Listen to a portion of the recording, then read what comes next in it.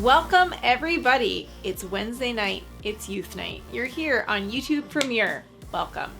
We have a great night planned as usual, and to get the night started, we are going to start with a little discussion in the chat. So, over there in the chat, tell me, what is your favorite season and why?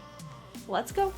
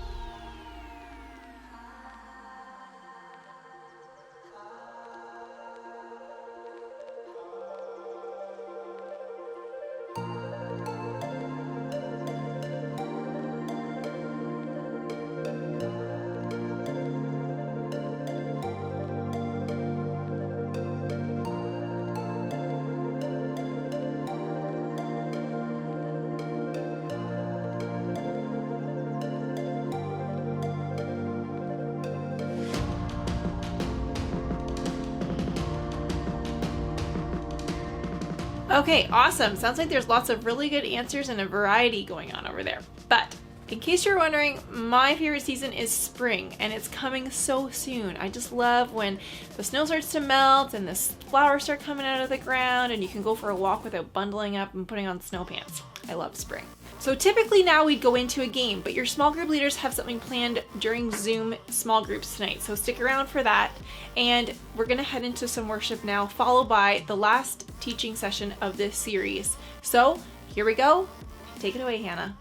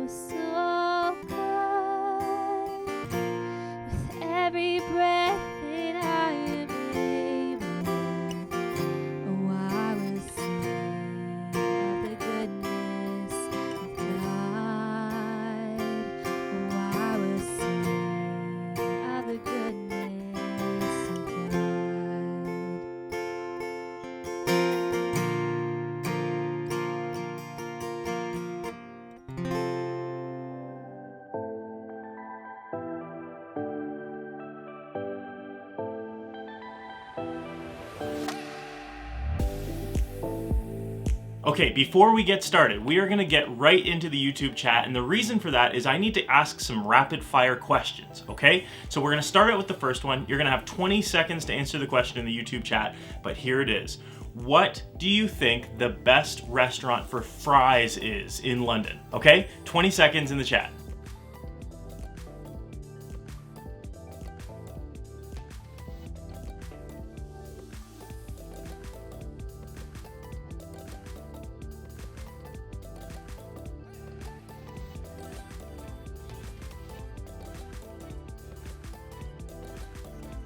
Okay, the next question, again, 20 seconds in the chat to tell us the best show that you're watching right now. On Netflix, on Prime Video, on YouTube, what show is it that you're watching all the time?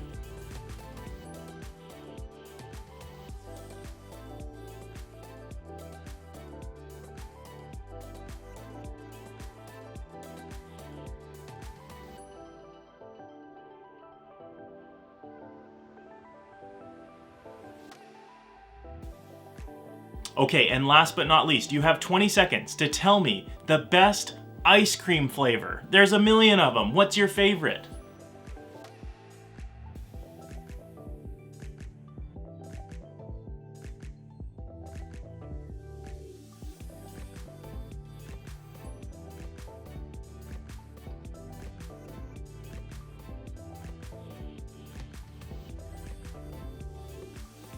Okay, so why did we do that? Why the rapid fire? I think the important thing to recognize is we all have different opinions about things. The point is, no matter the topic, no matter how important or unimportant, a bunch of different people are gonna have a bunch of different opinions. And the same thing can be said about sex.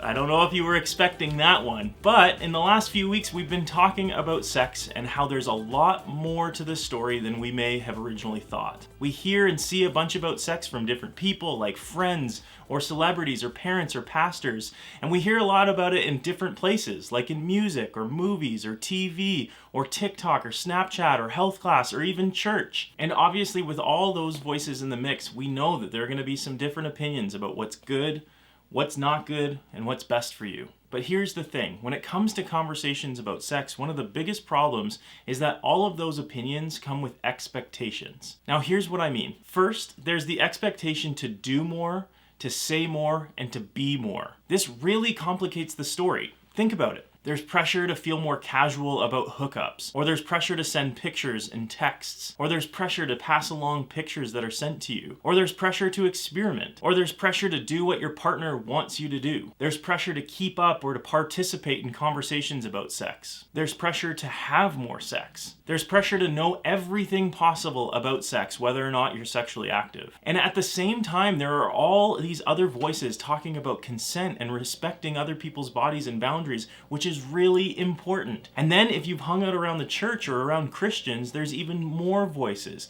with more opinions and more expectations. It may even feel like there's added pressure to do less. Maybe there's the pressure to not go too far, or there's the pressure to not think too far, or there's the pressure to honor God by honoring other people's bodies, or there's the pressure to not have sex until marriage.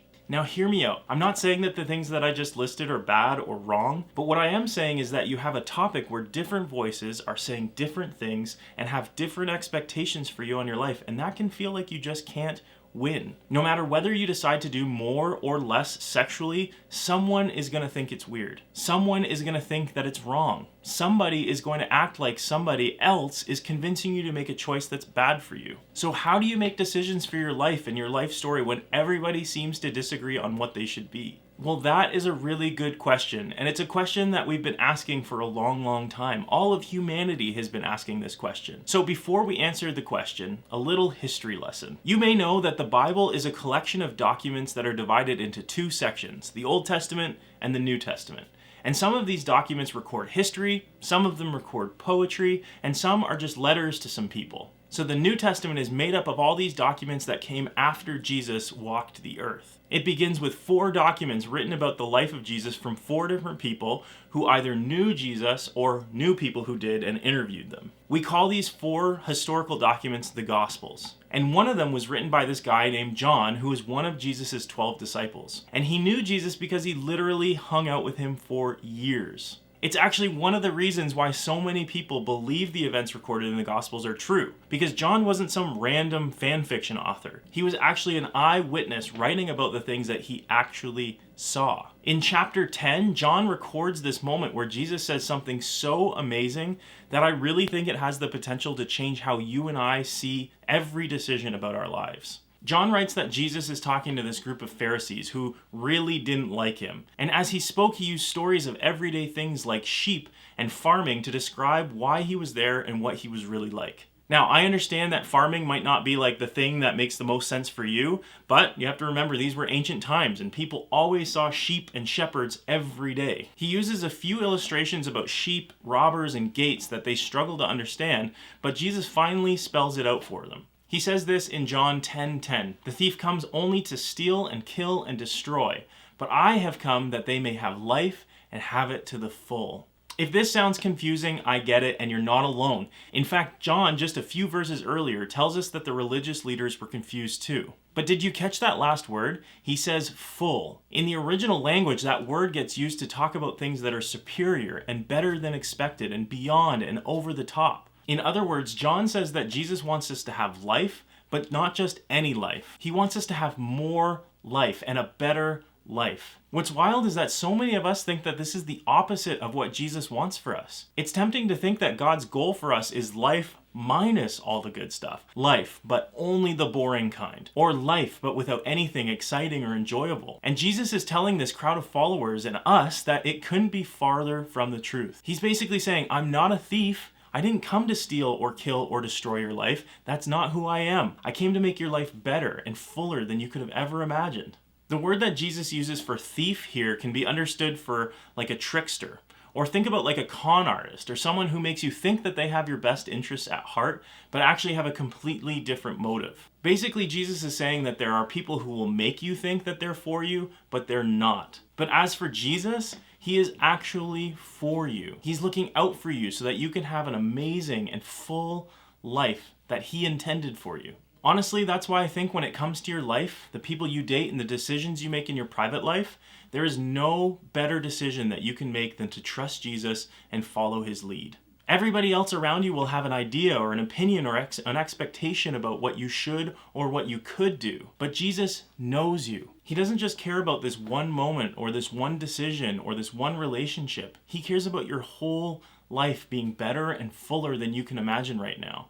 Out of all the voices, he is the one that will lead you towards that life because Jesus wants more for your story. But here's the thing. This isn't just something that happens. We can't just say, yeah, I want a full life. Okay.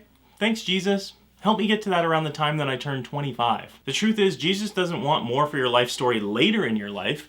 He wants more for you right now. And living that kind of life means trusting him and following him and listening to him right now, no matter what everyone else is saying. So while we may feel pressured by friends or culture to think a certain way about sex or behave a certain way when it comes to sex, you don't have to wonder about who has your best interest in your mind or who's looking out for you. Jesus is inviting you to have a full life, and that includes sex. Why? Because he wants more for your story. So what does this all mean? It means that when you're getting messages from all sides and feeling pressure from every single person in your life, you can believe Jesus. When you aren't sure who to trust, you can trust Jesus because he wants more for your story. To begin living that full life that Jesus promises, pay attention to the messages that you're hearing and believing, including messages about sex. Because even though you hear messages about sex from other people, it doesn't mean that those people are for you. So pay attention to the things that you're hearing. Pay attention to what you think and feel and say when it comes to sex and where those ideas come from. Pay attention to what you do and what you say around different people and why.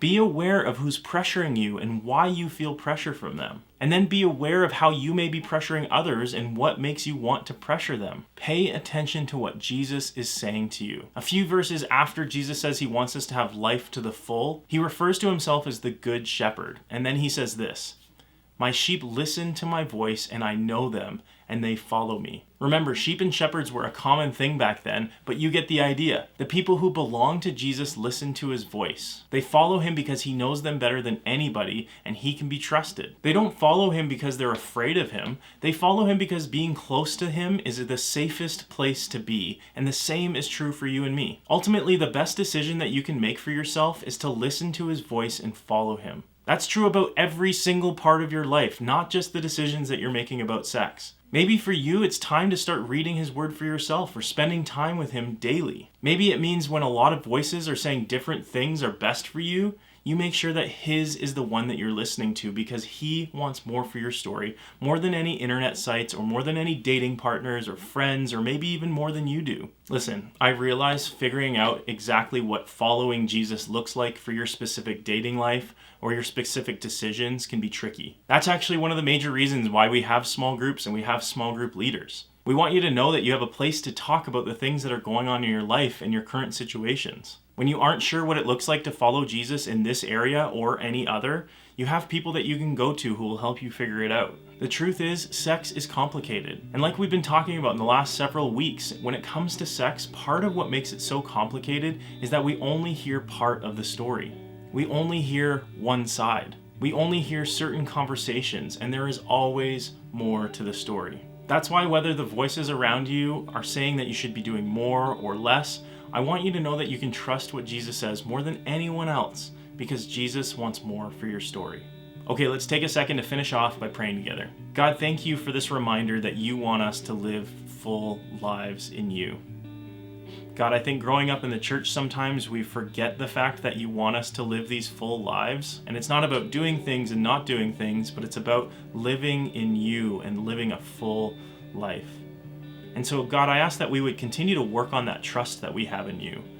And Father, like we're reminded about tonight, we know that this kind of permeates all areas of our life, not just sex and relationships, but every single area that we live every day. And so, God, continue to remind us to be close to you and to trust the words that you say. God, as we go into small groups, I ask that our discussions would just be important tonight, that we would remind one another that we can live full lives and that we can do it through being together and to pointing one another to you. So God, allow us to do that tonight. In your name I pray. Amen.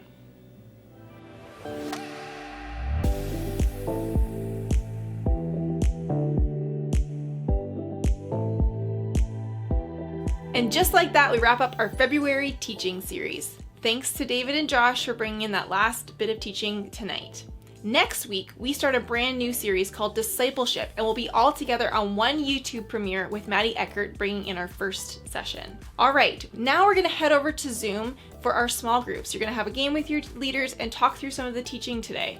Have an amazing week, and if you need the link, find it in the parent email or DM the team on Instagram. Have an amazing week, you guys. We'll see you next Wednesday.